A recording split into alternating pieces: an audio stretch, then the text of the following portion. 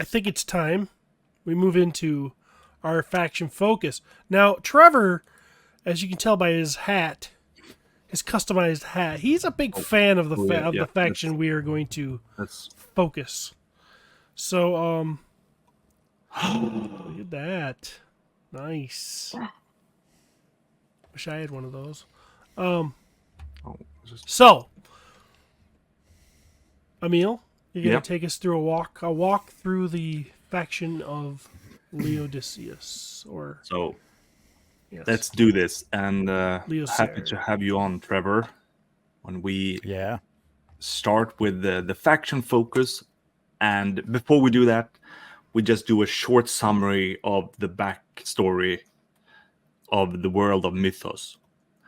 So Helios and Selene created the whole world, and they created all living beings on this earth, and they had a lot of fun. The thing is, Selene created all the living creatures there, the animals and the nice people, and she kind of fell in love with her creation, which made Helios super jealous and angry. So he created orcs and wild beasts and monsters to fight off Selene's, to try to win her love back, I guess. I never realized, I hate to cut you off, but this is I never realized how much this is mimicking my own life. Me and Courtney were in love. She had kids. She fell in love with the kids. She didn't give me any attention. So what I do, I bought a bunch of little orcs to go downstairs and play with because my wife she's just all about the kids. And I was jealous of those kids because this is me and Courtney. Well, let's do some art for that for next time. So it's like as jealous as Helios. So that's Steven. Okay. Anyway, Stevios. So from all these I mean, all he wants is a little attention, and none of this war stuff would have happened. It's basically. Yeah. But no, I mean, she's too over there. Oh, I don't need you anymore. Sorry, I won't interrupt anymore. I didn't know that you were a Helios guy, but you're very much a Helios guy. Oh yeah. Okay. I can see from all these eyes. It's like what? It's so from all the evil that was created, the four great, the four evil gods were created, and so Selene had to create something to fight off this evil, and so she created the four great beasts to fight them off. Good thing, we all know that the four dark gods was banished, and not peace, but the creation kept moving on. Anyway, all of these four great beasts had one enemy, an arch enemy, maybe you could say, like the beast, the Leodysseus, the lion, got to fight Arthur, and we're gonna move into some details about that. And do you, Trevor? I mean, your favorite is Army of Leodysseus. Yes. Do you display them together with Arthur, or do you have, how do you display Arthur is, I have the four, dark groups together. So Arthur is huge. I mean, they need their own shelf. There's no room. There's no room for all of them on one shelf. So no, I may move things around so that they're next to each other, but I haven't done that right now. Let's move on. This time we're going to talk about Army of Leodysseus, and here we have the map, the world of Mythos, and up to the left, that's where we have. That's where we have Leandor. Leandor is the land of the army of Leodysseus. And we're gonna, before we go through the faction and talk about each character, I think there are some things that we should establish as a base, and I've called these faction facts. This is a new thing for this time. To the right here, we see the map of Leandor, And let's move on. We have 4 of these faction facts. First off, we have the Fortress of the Gilded Lion. We don't have much information about that yet, but that is the great fortress where, I would say the main capital, probably. Good to know. The Red Shield. The Red Shield is a special group that you can read a lot about in the bios of the different characters. So I think it's a good thing to establish that once the 4 evil gods were banished from the world, chaos kind of reigned afterwards. It wasn't like peaceful and everything was good. It was just that the evil gods were gone and the 4 great beasts were gone. So there were chaos, and people, did selfish things. Orcs were doing bad things, etc. And there were some groups that gathered and fought off some of this evil. And the Red Shield is one of those groups. They were sorry. They became known as the Red Shield because of the red markings they had on their shields. It was blood. Maybe it was paint. We don't know. It was blood. It was blood. So, since this Arethyr blood. Yeah, I'm glad that you didn't say anything else. Arethyr blood for sure. Is orc blood red? Yeah. Oh, otherwise it's not. Who knows? I think it's black. Okay. Anyway, we know that the four evil gods have returned. So with that, the Red Shield has been incorporated as an elite fighting force within the army of Leodysseus. So it has a pretty big role, I would say. Something important about it is that the founder was Hadir. I don't know. Hadir? Hadir. Hadir? Say Hadir. Okay, good. So we just need to... That's a name that I'm just putting out there. Moving on to Mercurius. The Mercurius we have down to the lower left here. And I would say that is in the outskirts of Leandor. We have the land of, or the island, or the Mercurius. Mercurius is kind of like a civilization that was, partially their own kind of government, maybe, how they were running things, but they were also and they are a part of Leandor, the big kingdom. They did, they kind of did a lot of things their own way, I would say. We will learn a lot more about this in the coming book, but one thing that's important for the story is the Mercurian Colosseum. The Colosseum was a place that Mercurius had to, where they made slaves fight, just like in old Rome.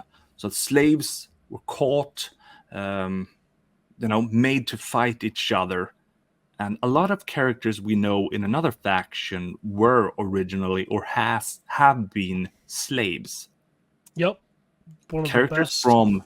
from the Noble Bear, like Brontus, Calavius, Halmer Goldentooth, Nevi, Ramulus, Rhaegor, and Atlas. All Awesome. of these have at some time been gladiators at the Colosseum. And we'll talk more about these when we talk about the faction of the Noble Bear. Fun fact, though, is like none of these wanted to be there at the Colosseum except for Nevi. She was like, worshipped by the audience. So when the Colosseum fell, she was like, I hate Atlas now. But more about that later. Last thing, faction facts before we go into the faction is Fort Or's Blood. And that is to the north. Also an island at the outskirts of Leandor before you go into Bjorngar territory. And this fort, we don't have any facts of, but I have talked to Jeremy, and I know for a fact that information about this is definitely in the upcoming book. I'm very, very excited for that book that will talk about all of this. So that was the faction facts. I think this is a good base before we move in to the character chart. Absolutely. Here we go. I'm sorry, Trevor. But What? I have an explanation for this. We're starting with Atlas the Conqueror, the barbarian king. He is not part of the army of Leodysseus as of now. Not I anymore. just wanted to... He's not. The thing is, all we know is that he renounced the throne. He was supposed to be, he was the heir to the throne. He was supposed to be the king, but he stepped down. And He was supposed to be the leader of the army. So we still don't know, like, if this is a kingdom. It's a military society, so I think it's more like the leader of the army is like the leader of the land. So that's the way I'm taking it anyway. So I don't know if he's king. I think you're right. Nobody's been called king. There's no King Attila or King. But they're Exactly. because but he turns it down, and we all know who takes it over. His brother. So I'm assuming that this is some sort of a what's the word for that? Monarchy, or like there was some sort of There's king a succession, like a familial succession or something like that. But we don't know who was there before. I mean, or who or why who left or died and left the army unled. I don't think. And when we say king, of course, you're right. There's not a king, perhaps, but there is definitely a leader of the whole, the land. Yes, like that. Mm-hmm. So there was a controversy about how he, how he left, or how that he turned this down. There is a controversy. There's no controversy. There's no controversy. He didn't want to do it, and the army said, "Get that. Then you're out of here. Get out of here." No. You're trying to make it a lot. No. He did not want to lead, and the army said, "Then you're out, and we'll take your brother." And his brother stepped in and said, "Okay, I'll do it." That's the way it went. Well, but I'm sure there must have been noble reasons for him to do that. There doesn't need to be. It's a misnomer. He's called the Noble Bear. It's a misnomer. He's a noble dude. He's rewriting history. He is the guy that went. There was something wrong. He didn't want to lead. Go ahead. There's something wrong with this is whole setup, and he's like, I'm not doing this noise. I'm going over here. I'd rather go fight the Colosseum than fight with these. He got caught. Yeah, he didn't go to fight into the Colosseum. He got caught and he became a prisoner, and he had to fight in the Colosseum. Well, he risked getting caught by leaving and fighting in the Colosseum. It says that it was a scandal. It's not too bright. Maybe Does it the say scandal. Go ahead. No, but I mean, it said it was considered to be a scandal, but maybe the scandal in itself wasn't. Maybe there was no corruption or anything, but maybe the scandal in itself was that he turned it down.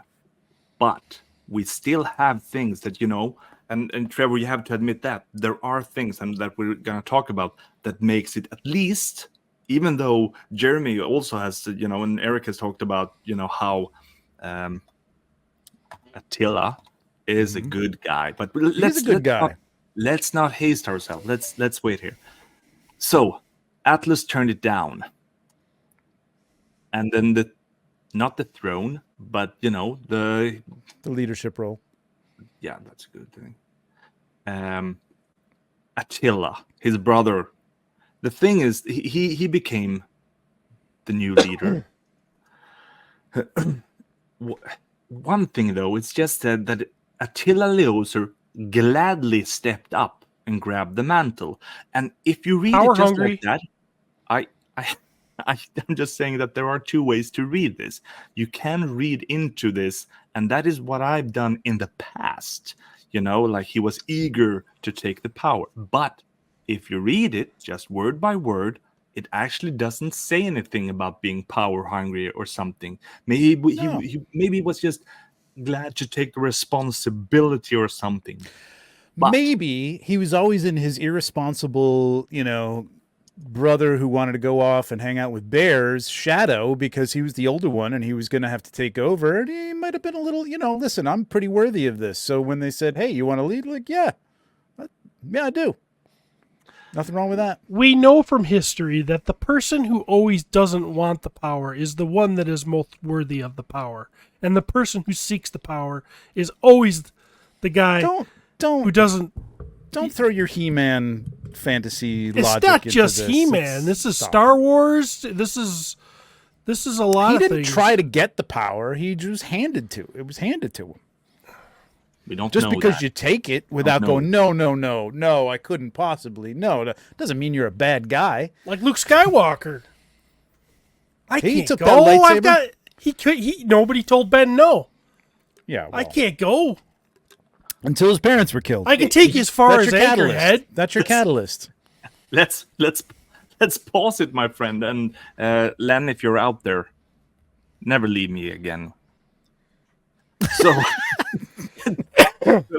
So really, this has been the thing that because I've always read it the way that Stephen is talking about this. I've always, but the more I read about it, it's like, no, all of these things could be. I'm not gonna go into each character's bio, but Attila, he's a ferocious warrior. Attila embodies the spirit of his army's lion symbol. Okay, and that's only a good thing. Overbrimming with incredible confidence and charisma. Stephen, if you think about that, you think about someone who's like, yes. Yeah, who does that sound like? Yeah, the bad guy. It sounds like you, Steve. It sounds like you. The bad guy. But I'm just saying that it's not written that. It's just that he has incredible confidence and charisma. I'm sorry, I can't. That it's something with that line that makes me still. Anyway, here we come. Attila's popularity amongst the people of Mythos has made him a symbol of hope in a kingdom crippled with fear. Darn it, Trevor, I know exactly what it says. I still have this darn gut feeling. Well, okay, There's let's something be I don't serious. know. Let's be serious here. It's like King Arthur. You know what I mean? People loved King Arthur. He was a symbol. Yeah. He was charismatic and he was confident. If I'm being honest here, I do believe that both of these guys are going to turn out to being good guys. Yes. I do. I think they're both very important to the story. But I do think that the visual cues and the story cues that the Horsemen have given us so far lend us a lot of speculation to think that Leodysseus might not be the most pure of heart. I don't think that's going to be the case in the story because they've been so hard. They've hit it so hard saying that that's not the case. But, you got the guy that he's charismatic. He's a fierce warrior. He accepted the power after his brother gave it up. And then he dresses himself all fancy. I mean, I hope his subjects aren't starving so he can afford that armor, But you put the visual cues there too. You still are going to look at that and go, "Well, the good guy's Attila, the good guy's Atlas, and the bad guy's Attila." Every clue is there. I don't. No, not at all. Not at all. You don't They're see two that. people who took two different paths. Attila was the responsible one, and Atlas wanted to go off and explore the world with a bear. I have two. I have two posts. Let's say from Kirby Smith. Face it, he only got promoted due to a vacancy. He was neither the most competent nor most qualified. Any board of executives would be selling stock ahead of him taking office. But we also have Apparently this. not. Nolan Stock is collects. skyrocketing. Atlas was the brother who went outside and threw rocks at the water, while Attila stayed inside and did his homework. So maybe There you go. two opinions. Let's move on. And I'm gonna be Simba. No. Wait a minute. Hang on. Simba went and was eating bugs and singing Hakuna Matata. But who had to come home and clean up the stuff when it happened, huh? We needed Simba to come back to take care of Scar. What? What the fuck are you talking about? Okay. No, like that's what I think too. Attila was like the little brother who was like, "Well, I know I'm never going to be in charge. but damn it, I'm going to be a great soldier. I'm going to be a great leader in my own right. Maybe I'll take over, the red shields or whatever. And then his brother said, you know what? I don't want to do any of this stuff. I'm going to go out in the woods. And he's like, oh, okay. Well, that's all paid off, I guess. So yeah, there you go. Oh no! You know what? I see it. This is the first time I. No, I'm not gonna go there. But Attila, I've always thought of like Thor, like, hey, I'm the. But that's, from Attila's from like Thor. I always thought like Atlas was like Thor, kind of a dopey. The thing is, this conversation has me second thought thinking about Atlas. I don't want to do that. I always thought I always put Atlas higher than Attila, and now you, Mistake. Trevor, yes, you're making me second think this, and I don't appreciate that. Well, I'm sorry, but that's why I'm here. Yeah, I don't think anybody's above anybody else. Like I don't hate Atlas, okay, but I have to defend my boy against all people who are like, oh, because he's gold and he's charismatic, he must be a douchebag, and everybody loves him. He's a great leader, and I think he's gonna hook up with Artemis, and they're gonna create lots of little half elf golden knights. It's gonna be great. Oh, so that's where we're going. Yeah. well, interesting. Interesting, yeah, but I mean that. So you're seeing Atlas and Artemis like Heman and Tila, kind of. If you have to go down that road, yeah. Or So, whatever we think, this is what happened. Attila, Atlas is no more in the army of Leodysseus. Right. So, let's move on. We have, and I can. I doubt that we will have any other character that would have this controversy. But maybe we shattering all your internal beliefs. I'm trying. Okay, I'm Otto, trying. the warrior. Yes. So, if we're gonna say something about Otto, then we can say that he is seen to be the greatest warrior in the army of Leodysseus. Let's say that, and the fact that he was, and maybe it still is, a good friend of both Attila and Atlas. Mm-hmm. So that the fact that Atlas has left the army, left the country probably, Otto is suffering more about this than Attila. And it's interesting that it says so, that it burdens him more than Attila. And Attila, he's the brother of Atlas. Why is Otto suffering more? That's what also makes me think like, well, there's a rift. It's like a rift. Like if you got two brothers and something, sets you apart, you have a family, fight, and you're not talking to each other, but there was a guy, you were friends with a bunch of people who are mutual friends. And those people always feel worse that they can't, we can't hang out anymore together. You know what I mean? Because, like, you guys aren't talking. You know what I mean? Which is probably the case. I'm assuming that either he's not talking to him, Atlas, to Attila, or they're not around. I mean, it's not like you can call. So, like, they're just not, they haven't seen each other in a long time. And I think that's Otho's problem. Like, he wants to see the harmony come back. But if there is a rift, what's the rift about? Because if Attila wanted the power from Atlas... No, you're going on that premise. Atlas left his post. Like, he didn't want it. So I think Attila was either like, all right, I'm going to step into this, but, like, you abandon us. Like, you left your people. So to if go Attila... off and gallivant in the woods with a bear. If Attila is upset that Atlas left and abandoned him, Attila himself must think that Atlas would have been a better leader. He'd be like, go on, get out of here. Let me handle this. No, maybe he just wasn't prepared to lead. Well, I mean, prepared maybe in a military sense, but maybe he just never thought he was going to. Plus, it's like a king. You know what I mean? Like in the British monarchy, like when the which one was it? Edward, who left, advocated the throne to go, be with the woman that they wouldn't let him marry because, you know what I mean? And like, they still cared about him, but like you advocated your post for what? In people's minds back then, it was like, oh, for a woman, for an American woman or something like that. You know what I mean? Like, You think it's a you love affair? abandon. What? You think Oh, it's I a think love yeah, affair? yeah. I think Atlas loves that bear. I think he went off for the Okay. bear. I love that bear. No, I don't know. He left for different reasons, and it was probably some fight over, you shouldn't be doing this. This wasn't the wishes of, if it was their father, I don't know, or whatever.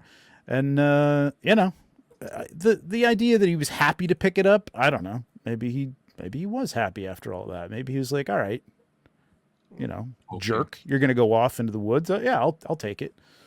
So I think Otho wants them both to get together again.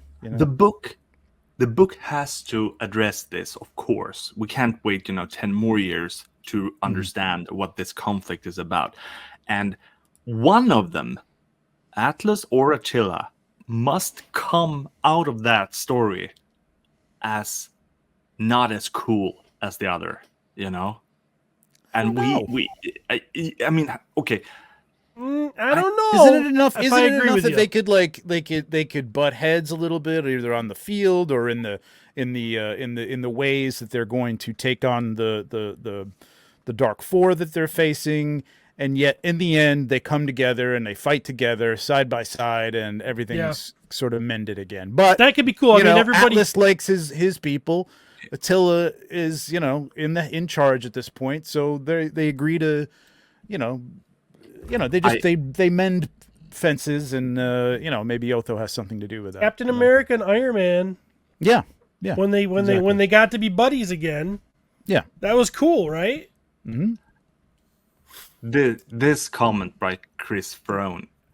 Or Atlas went to raise a much needed second army, and he knew Attila couldn't connect with the common people because he is, well, Attila. The people love him.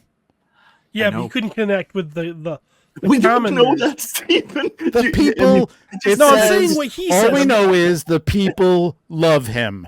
Yeah, the Richies that live in his neighborhood that dress in all gold, but Atlas had to go out and make friends with a troll. No. The people, which nobody would accept. The people of Mythos have made him a symbol of hope in a kingdom. Atlas is the man of the people. He's the man. Attila's popularity among the people of Mythos has made him a symbol of hope. I'm gonna put my foot down. Damn, I'm not good at putting my foot on the wall. All right. We're good.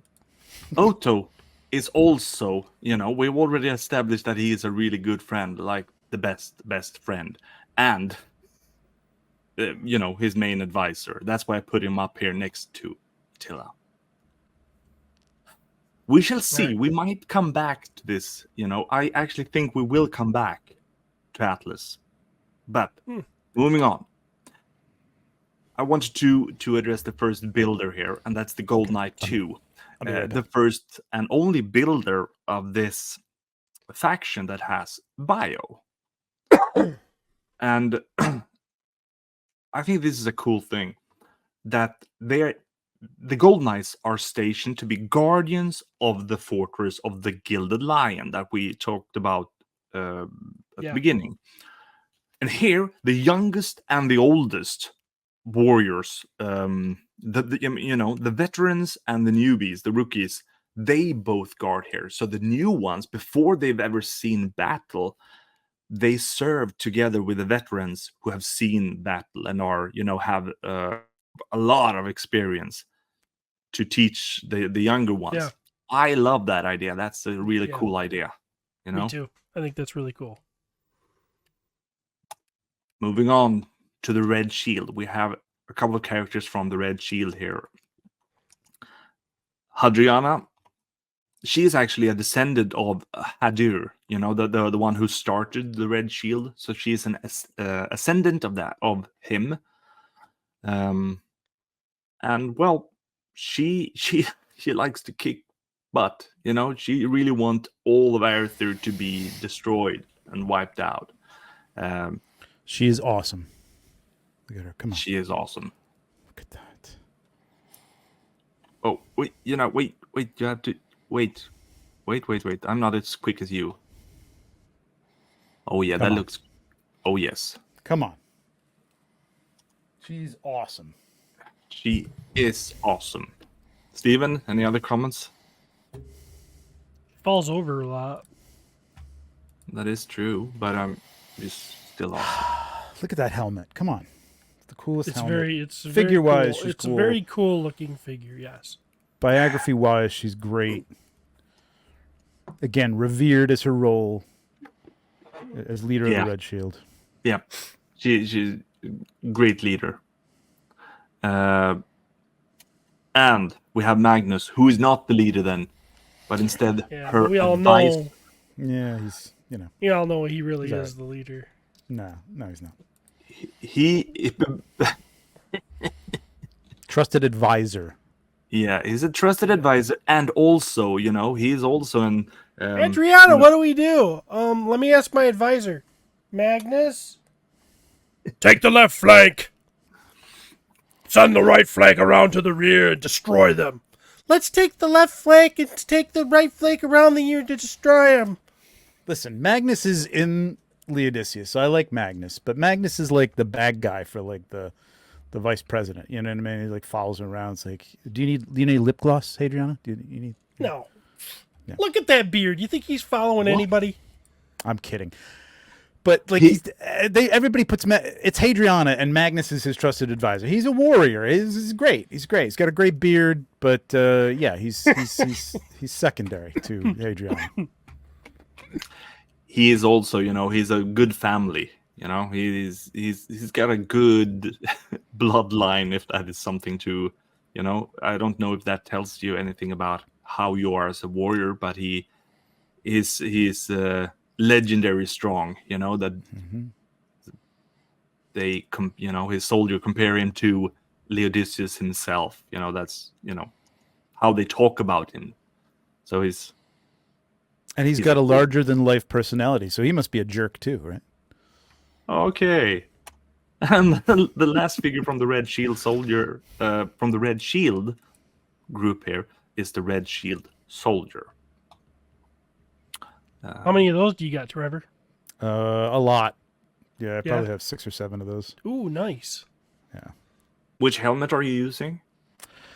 I mix it up. I got a variety. I dislike this helmet, the frog style helmet, the jousting helmet, a lot when I first got it, but I've grown to like it a lot. But I still look at it as like a jousting helmet because you can't fight in that.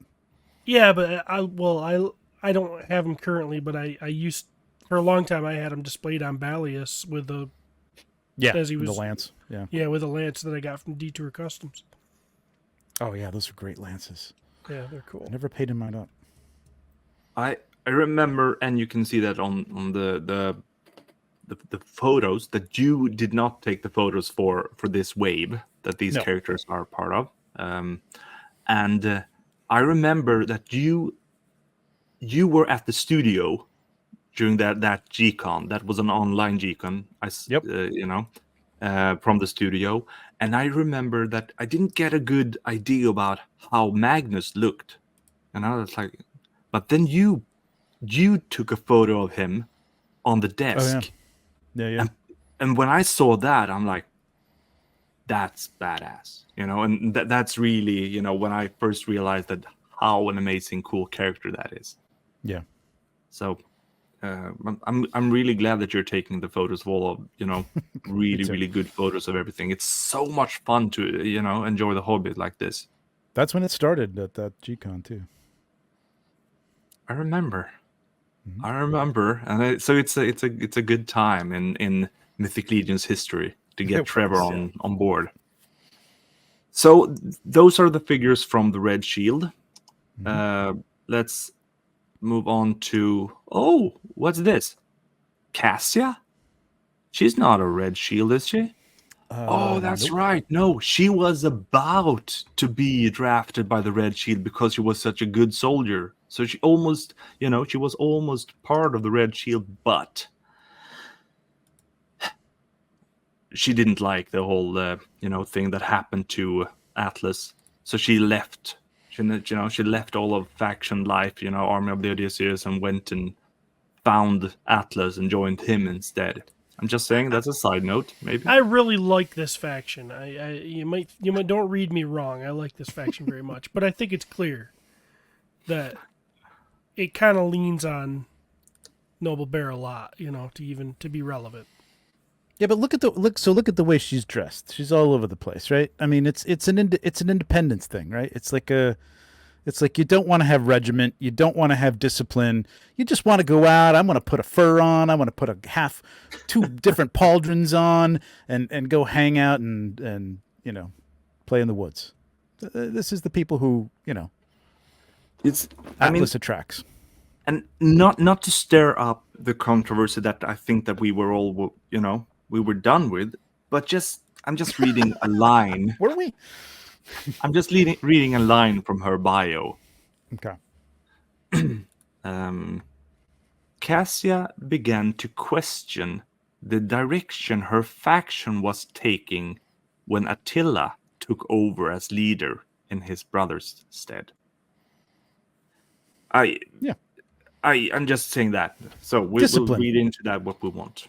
Discipline and a well-regimented army. No, he was like, we're gonna get rid of. Actually, be right. He was like, probably. I see it like he was like, let's get rid of this sword that works really well and get this cheaper one because it's shiny and gold. And she's like, I don't want that junk armor just because it's pretty. Okay. I actually really start to think differently about the Noble Bear after this. Really, it's like you're really putting them all in the undisciplined group, Trevor. And I'm like, there is something to this. Well, yeah, there is. Look at her. She's but I like this figure too. But like, she's definitely all over the place. Right. So and then just gonna say that. Yeah. But you also got to think of like who was in charge before that. You know what I mean? If she was going to be a member of Leodysseus's Red Shield, like who was the leader before, Atlas decided to, head off, and Attila took over. Like what changed? Like how bad was it before that, or what was it like before that? That she was all on board with it then, and then when Attila took over, she didn't like. Have you taken any photos? Have you taken any photos of the leader before that? I can neither confirm nor deny. Yeah, okay. She doesn't have a spot here. She's not part of the faction, so I'm leaving Cassia. Faustia, I'm putting her down here to the right. She's not part of the Red Shield, but she's definitely a part of the army of Leodysseus, and she's a named character, so I put her to the side here. Of course, she's a fighter. She's she's a soldier, but she is a cleric. Mm-hmm. So it's, and I still love the colors on her. I do. I love this. I think this figure kind of pulled me into Leodysseus, because I started to see, the fact that they were starting to come together with, like kind of a team look to them, which I like. You know what I mean? But all different. Everybody has a little bit of a different look to them, but they all kind of fit together, and it just looked really cool. So it was either this or Hadrian. I don't know, one of the two that like. Who's definitely not on this team though? Mr. Blue.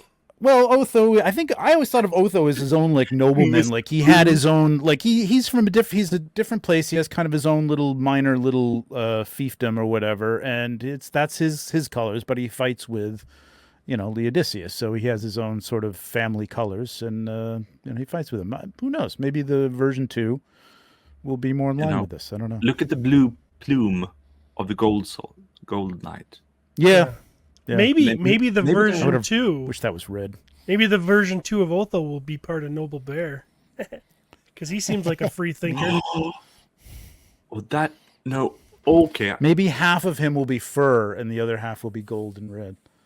I don't think that he will. Okay, Faustia. I mean, still. Talk about Faustia. I'll be right back. The idea of a character that is using both magic and swordmanship and stuff like that when she's fighting, I like that idea a lot. And they need a cleric. They can't all just be soldiers and knights. Okay. Moving on to the Mercurians. We talked about Mercurius, and how all of that crashed down with the fall of the Colosseum. We talked about, they are very close to the land of Arthur. So of course they were attacked really hard, really early on in the big great wars. Vitus is one of those characters who is, he's devastated, of course, for what had happened to his land and his people, and he is drafted by Attila to train the soldiers in Mercurian warfare. And this, yeah, I like this. Yeah, he's one of my favorite characters, and one of the two figures that really made me love Legions or pulled me in. Vitus and who else? Vetus and Atlas. Vetus and Atlas. Yeah. They were my two. They were the, like, when that first wave came out and I had my order, and those are the two I was like, I just can't wait to get my hands on those two. Even though I loved all the other ones too. But yep, love this figure. They didn't even give him pauldrons. He doesn't need them. Yeah, I so love that they take the design of these and the world are of course inspiration from different kind of real life lore, and I mean not lore, real life history, and make it into their own thing. I love the idea of the Mercurians, and I think Vitus is awesome. Yeah, I dig Vitus. I like that he's kind of in line with the red, but has his own kind of coppery color to it. His story is really cool about, like, he's like basically their Sergeant Slaughter. Yeah. Oh yeah, he is. It definitely is. Moving on, but he's also kind of he's also a little depressed, right? Like he's kind of like a sad. Yeah, we just talked about that. That his, he's using his sorrow maybe to prepare others. Attila drafted him into the army of Leodysseus to train all the soldiers in Mercurian warfare, and he finds that as his life goal. Okay, I can do that to better prepare everyone to fight off the evils of Arthur. So he has a purpose in life. Nice. We have one other Mercurian on the list. Yeah. They take up a lot of part in the store, but there are more characters again in the Noble Bear faction that it relates to Mercurian story. So I just want to say I like that how everything is connected. The other character here is Deltigar, who I think he is the only character who has the role of being a defender. We have two things to say about him. First, we can say something about the character. Who I mean, he's also a Mercurian with a long history in the Mercurian history lines. So this is they just want to make sure in the bio to state that he is a one of the his lineage. Lineage. Yep. Okay, yeah. And Deltigar, I'm just gonna read it here. Deltigar to this story is no stranger to Warf's devastating toll. His village that is called Grassmid or town is located very, very close to Arthur. So he acts as the town's defender. I think he obviously needs to have other characters as well. He can't be the only defender there, but he's like the first line of defense. I wonder how the rest of the people in that village are. It would be interesting to see if we get some of that in the story. I feel like, I would like to see, like, I feel like he would have like his own little army, kind of like a small band of chosen, soldiers and stuff that he fights with to defend that. That's what I'm saying. Like Grassmid is one of those things. I think that Otho may have like a town like that he's kind of in charge of and, head of and is, the defender of. So they have their own colors, but they fight along with the Odysseus.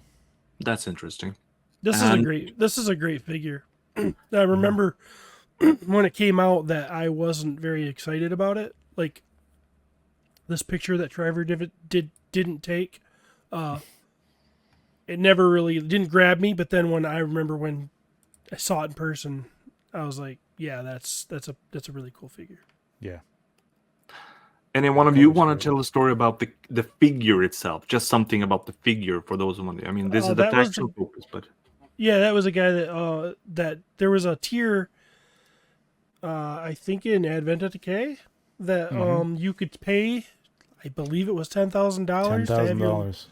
to be able to have design input and your likeness on this character. So there's another head that comes with this character that is looks like the guy who paid, and I think that Grassman or whatever. I think he's from Michigan if I remember right. Delton Grassmid. Oh, he's from Michigan. Yeah, and I think that his town is based on where his actual that name is based off where he's actually from, if I remember right. That's actually his name, Grassmid. Delton Grassman. Is that what it is was? his name, Okay. yeah. Okay, I'm getting it a little bit wrong then. Yeah. But anyways, yeah, there's another head for cool. him. One thing that, the Horsemen have said a couple times is they want the first version was a much more heroic version of his face, and he was like, I want to look more like me. So they kind of made him look like a regular, more like him, which I think was kind of cool. Yeah, there. Yeah. Actually, I have mine displayed with that head. Do you? You do? Yeah, I do, because it's like, I think that's what makes that figure special. Even though Yeah. the other head is really badass, Yeah. that kind of like tells the story when you look at that. Yeah. You're definitely right about that. But I always display it with a Mercurian helmet. Yeah. I love I having think I all have. Go ahead. I love having all the Mercurian helmets together, characters together, but I mean, now that I've got them all by faction, they're all split up. I used to have them like that. And the headband, of course, I'm happy that the headband helped create the Chrono figure later on. Yep. So they made it for Deltiger, but then Mm-hmm. We haven't seen it since. and Chrono is magical. So going back to the list, we have a couple of builders. What do you say, Iron Knight, and we have the Knight Builder. Feel free to say anything, but I mean, Yeah. 2.0. yeah. Pretty cool figures. Hard to get your hands on these days. I don't know about the Iron Knight, but I know that builder is. Yeah, not as much as the first one, but like it's for a while there you can pick it up pretty, for like $100 or $120 or something like that, but it's getting harder and harder to find.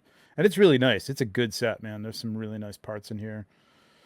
Some cool colors. Again, like I kind of wish that if they were going to throw it in, but I think, I mean, these are older figures and I don't think they were, it was all worked out, but like, it would have been cool if they were red and gold as well, or red and black. But again, I think a lot of these things, these characters, a lot of blue here. I could see this being sort of, again, one of Otho's soldiers or something that just fights within, underneath the umbrella of Leodysseus. Maybe when they did my these head figures, canon anyway. the colors weren't all worked out.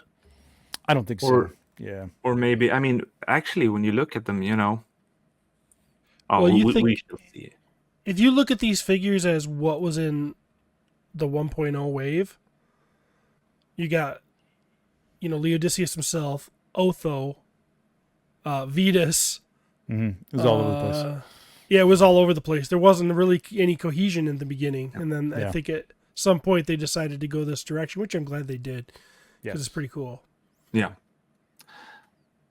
We have the Deluxe Dwarf Legion Builder. Yeah, this surprised And it's me. interesting that they have a dwarf, I think my guess is that they want to, make sure that there is a diversity with the good races.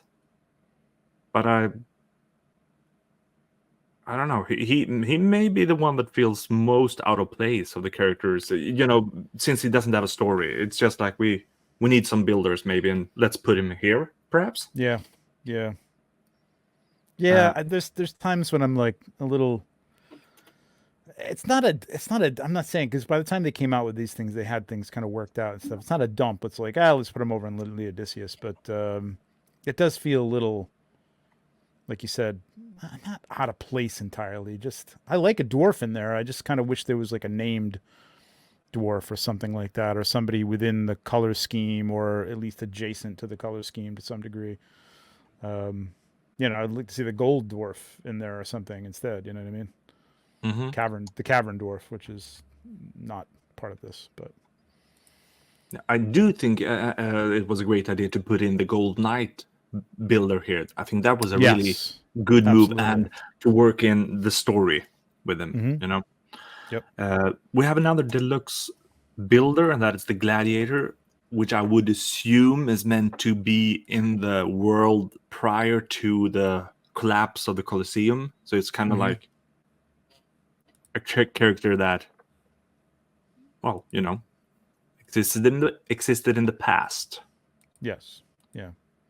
And either they then were freed, right? Yeah. I mean, yeah. and decided to Now they're join free. up, right? It's interesting because if they're free and they're still belonging to the army of Leodysseus, that's interesting. Well, they're free. I don't think they're. I mean, they might be conscripted. You know what I mean? Like they might be paid to be in the army. I don't think they're, or they're just freelance adjacent people fighting for them. I don't know. I'd like to see like this guy if he was green or something. I mean, he's got a little bit of a, here we go. He's got a little bit of that bluish tint to his armor. I could see like this guy being in like Deltagar's, little band of army. Even the dwarf, like that, he could be there too, or Othos. You know what I mean? That's kind of like I kind of think like there's an army and there's a lot of red shields and there's a lot of gold knights, and then there's like extraneous groups that kind of fight alongside them that aren't quite as maybe kind of maybe train on their own or something like that and fight alongside them, but they're not part of the conscripted army or whatever. And the last figure here, and here I have some questions, because that is Balius. And the newer steeds, we kind of know who is mounting this steed and who is, but with Balius, I mean, to me is always, I put Attila on him, like I guess a lot of us have, but there really isn't anything in the bios. Have any of you heard anything about that? If there is a thought behind that? Well, he comes with a red shield, soldier shield, right? He's got one of those shields with him. So to me, it's more of I put Hadriana on him or her. I made it her horse. I'm hoping that down the line, Attila will get some kind of more elaborately decorated or something horse. I mean, God knows if you're dressing like that, you got to have more than just a plain horse with just a little red blanket over the top of it. He's going to have that dripping. You know what I mean? So more at least as much as Aetheron is. So hopefully he'll get something like that. Yeah. And so this is all of the characters available in the army of Leodysseus. And that is... Killing me, Kirby Smith. That is the faction focus of army of Leodysseus.